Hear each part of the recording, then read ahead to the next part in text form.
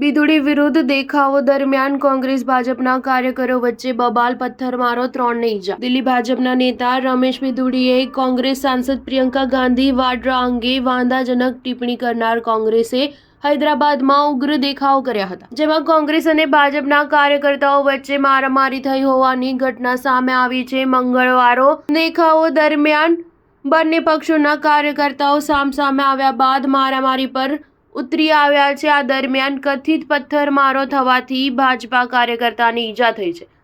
આ ઘટના બાદ ભાજપ અને સત્તાધારી સરકાર વચ્ચે શબ્દ યુદ્ધ શરૂ થઈ ગયું છે. પોલીસે કહ્યું કે યુવા કોંગ્રેસે બિદુડીનું પૂતળું સળગાવવા માટે કાર્યકર્તાઓને વિરોધ પ્રદર્શન કરવાનું આહવાન કર્યું હતું.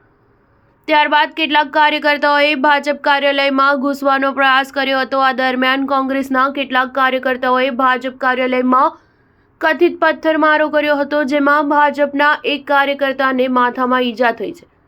જો કે ભાજપના નેતાઓ દાવો કર્યો છે કે 3 લોકો ઈજાગ્રસ્ત થયા છે. પોલીસે કહ્યું કે ઘટનાની માહિતી મળતા જ પોલીસની ટીમ ઘટના સ્થળે પહોંચી ગઈ હતી. વાસ્તવમાં શું થયું તે અંગે વિડીયો ફૂટેજના આધારે તપાસ શરૂ કરી દેવામાં આવી છે.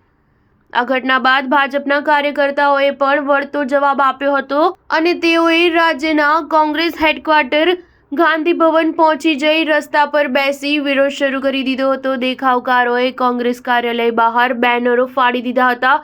ઘટનાની જાણ થતાં જ અહીં પોલીસનો કાફલો દોડી આવ્યો હતો અને ભીડને ખદેડી કેટલાક લોકોની અટકાયત કરી હતી. કોંગ્રેસ અને ભાજપ બંનેના કાર્યાલયો નામપલ્લી પાસે આવ્યા છે. સ્ટાર ન્યૂઝ 7 હંમેશા સચ્ચાઈની સાથે.